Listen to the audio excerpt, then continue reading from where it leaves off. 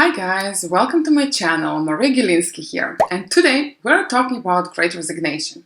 I'm gonna share with you 3 things you need to know before you decide to quit your job. My Great Resignation started 2 years ago when I decided to quit my 6-figure director of marketing job.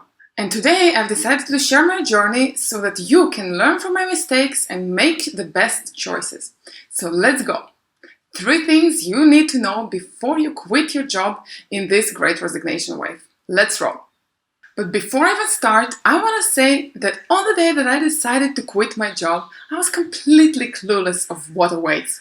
I was sure that it's not a journey, but just a quick fix, and in a month or maximum 2, I'm gonna be even more successful than I was. Little did I know. And the thing is that it's not only my story, this happens to a lot of people. They think that it's gonna be this way, and then, well, life happens. So, for example, when I was changing jobs, it took me time to understand that I have to take into consideration that all these processes are going to take a lot of time, that making my CV and redoing my CV and coming up with ideas how to write things, and all these interviews and all that stuff, it is taking time. So that is my point with all this big resignation thing. I do believe that people should feel free and should live a free, good life that they're happy with. And the thing is that sometimes we just look at things very black and white. You feel like, I want to be free, I want to just quit, I just do this now. And at the same time, you feel that, okay, I have a mortgage to pay, I have kids. Some people just cannot afford to quit the job and that's it, and to be happy. When you are in such a state, it's really hard to be happy and feeling fulfilled. So basically, this is a message to all those people who want to be a part of the Great Resignation and just change their life completely, but they feel they cannot do this. So trust me, while you're having your job, you have a lot of things that you can do still to be a part of the Great Resignation, to fulfill your dreams, to go there, to be the more free version of yourself, to get those perks in another job, or to jump and to become an entrepreneur. But you can do it differently. There are different ways. So now I'm going to share several advice that I formulated for myself, and for any person who is going through such a thing, who wants something new and doesn't exactly know how to pursue it, maybe they could help you as well.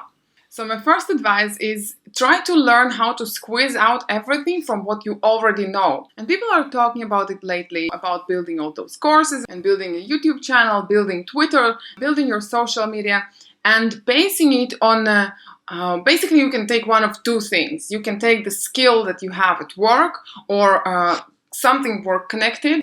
It could be the skill that you have from work, or it could be the skill that is work connected somehow. Maybe you could pivot your work in a different kind of way. For example, one of my clients, she was an interior designer, and then at some point she just realized that she outgrew her job and she doesn't enjoy it as much anymore. And she started to teach other interior designers how to market themselves, how to explain the pricing to their clients, how to position themselves in the market, how to make people find them at all. So basically, that's just an example. You can try to think about your own examples. Of course, I'm not talking about medical workers or lawyers, but even then, one of the best friends of my mom, for example, she's a doctor, and at some point she decided to build on her doctor's career, on her experience and on her knowledge. She decided to go to more of a cosmetics field, and being a doctor really helped her to learn these new skills. She based the new business of hers on something that she already had. So it is all about being really open-minded about it. One more thing. This is basically about hobbies. If you're doing gardening, maybe you have a garden of orchids, or maybe you learned how to dance, or maybe you went through a lot of professional Pilates courses. Maybe think about it. There are a lot of people who create a new career from something that was originally their hobby. So advice number 2 is very similar, but instead of just trying to understand what do you have already, try to understand what you lack and what you maybe want to add to your resume or your entrepreneurship portfolio of skills. So it is always nice to look at all your skills, what you have really, and try to look at them at another angle, and maybe you will see something that you didn't even consider as a skill. You didn't consider talking about it on interviews, or you didn't consider it as a business. So if you know a little bit of, for example, Excel or Photoshop, anything basically that can be developed as a skill, you can polish that skill and then like make a U-turn in your career with this skill. So second advice, learn the new skills. If you see that this is your job and this is what you really want to do, just go and Google it and learn it and get courses about it and read about it and just try this on practice if you can do such a thing. If you can mentally afford this, staying at a job and taking this time and having this side project of learning the new skill, do that. Because when you're doing it and at the same time you have to like learn the new skill and at the same time already work with this new skill, and at the same time you don't have stability, you don't have the income, or the income is significantly lower, it can bring a lot of anxiety, it can bring a lot of issues, because it is really draining when you're trying to learn the new skill and at the same time do already the thing that requires that skill. This jumping into the water, it's not always a good thing. It's sometimes you can overestimate your capabilities, and sometimes you just don't need this, you know. Sometimes just adding this little thing to the schedule that you have already, to the job that maybe you hate already, you really want to quit, but adding this little thing can really give this sense of purpose. It can really help with the transition period. Now it's time for my advice number 3. This advice is for more reckless people. I am such a person, and that's why the first 2 advice were really, really conservative, because I know what it did to me, the third one. But if you feel that learning these new skills or discovering the skills that you have already, or trying to do this side gig, basically creates more chaos and takes a lot of your time, and you don't have time to rest, and you're basically not moving there anywhere because you're procrastinating and you're thinking, maybe you feel the lack of motivation to do that thing. This happened to me.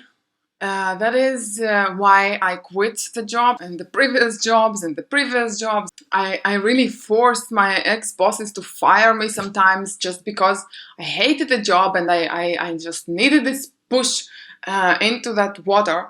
Though I myself really hate that mindset of just learning, like jumping into the water and learning, because sometimes you really can drown there.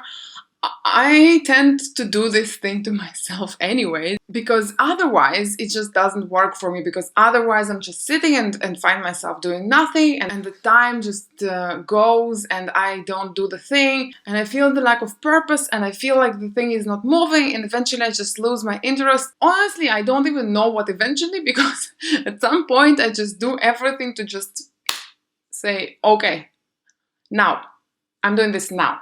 And to do such a thing, it has its benefits and it has its drawbacks. And the benefits are obvious, that you have all your time dedicated to your new thing, and you are basically all in. You've burned the bridges, you have nothing else to do. It feels so freeing.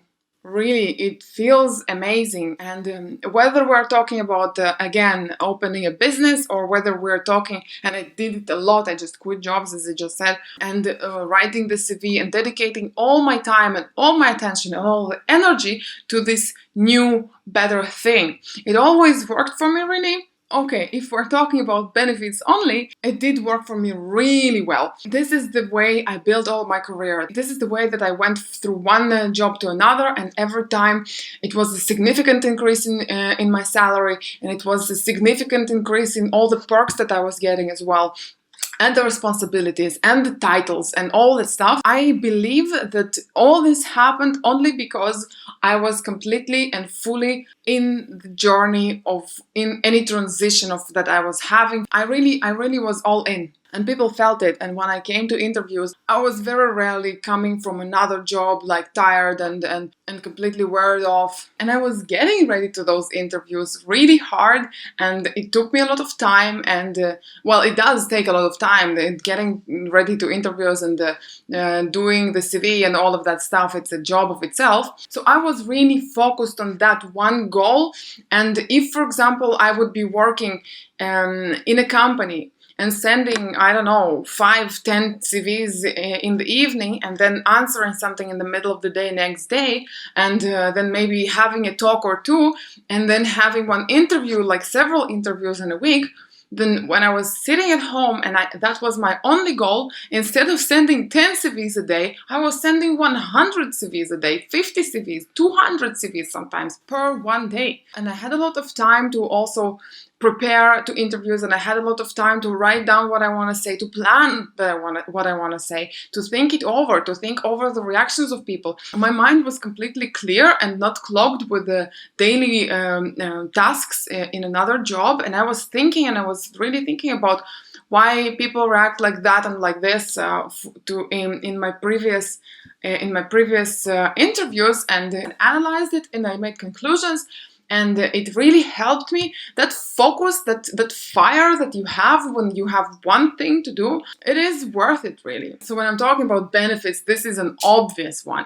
And it can also have its drawbacks, because when you're obsessing about one thing, yeah, you might get into this swirl of thoughts. You're so in the situation that you cannot just take a step back and look at it, Well, for example, when you're working, you can take a step back from the job search, and you can think, and maybe in a week, sometimes we need time to understand what was wrong. This time when you're not working, it passes while you're not earning the money. Sometimes if for example, you would be having a job, you would take a step back, think about it, look at it, and maybe think, okay, so this is the skill that I need, or this is the new costume that I need to buy, okay? Or maybe I need to take a career coach and spend some time reading about careers, reading about going to interviews. This pivot process, it sometimes takes time. What can do the thing for you? It is time, or it is talking to other people and thinking about it, which also takes time. So this is the complete drawback of this situation of being fully focused on something and being not able to step back and to understand that there is a problem at all. People are creatures of habits, and even if it's not a good habit, we sometimes find ourselves in this circle of doing something that maybe doesn't even fit us, maybe doesn't even something that we really need to do, but we proceed doing that just because. And I found myself in this situation a lot, and it takes a lot to get out of that. And when you're completely focused and when you have one thing to do, it takes a lot of experience also to understand that you're stuck, and taking that vacation, talking to other people, taking this step back, this little retreat, to understand that, okay, I have to do something else. I have to try another approach in job search. I have to pivot the whole idea of my business. Or maybe sometimes actually it is a lot about how you set your time and how you set expectations with the family. Sometimes this also takes a lot of time. And the situation at home, sometimes we have an office, sometimes we work from home. And when you're doing one thing and you don't have another thing to get an income from, it's very, very hard to make estimations and make deadlines that are realistic.